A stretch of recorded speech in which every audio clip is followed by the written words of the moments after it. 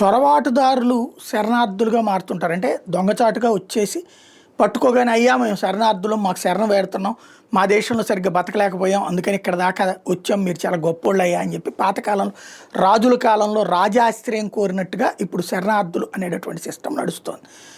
దీన్ని వలన ఆయా ప్రాంతాల ఉద్యోగోపాధి అవకాశాలు దెబ్బతింటున్నాయి అంటూ ఎదురు తిరుగుతున్నటువంటి వివిధ దేశాల పరిస్థితి చూస్తున్నాం. దాంతో ప్రజలు శరణార్థులకు వ్యతిరేకంగా, చొరబాటుదారులకు వ్యతిరేకంగా ఉద్యమిస్తూ అందుకు అనుగుణమైనటువంటి ప్రభుత్వాల్ని ఎంపిక చేసుకునేటువంటి పరిస్థితి వచ్చింది. అటు అమెరికాలో ట్రంప్ అయినా, లేకపోతే ఇటలీలో ఎవరైతే ఇప్పుడు నరేంద్ర మోడీ పేరుని తన పేరుని కలిపిపెట్టి తీసుకొచ్చినటువంటి జార్జియా మెలోని, ఎవరైతే మెలోడీ అని పెట్టుకొచ్చింది ఆ రోజున, ఆమె ఆధ్వర్యంలో ఉంది. ఇప్పుడు అక్కడ కంట్రోల్ చేస్తున్నారు. కానీ కొత్త చిక్కులు వస్తున్నాయి. ఇప్పుడు చొరబాటుదారులు తామొక్కలమే రావడం కాకుండా శరణార్థులు కానీ వాళ్ళ గొర్రెల్ని, ఆవుల్ని కూడా పట్టుకొస్తున్నారట, ఇదే గేదెలను కూడా పట్టుకొస్తున్నారట, వాటికి కూడా షెల్టర్ కావాలంటున్నారట.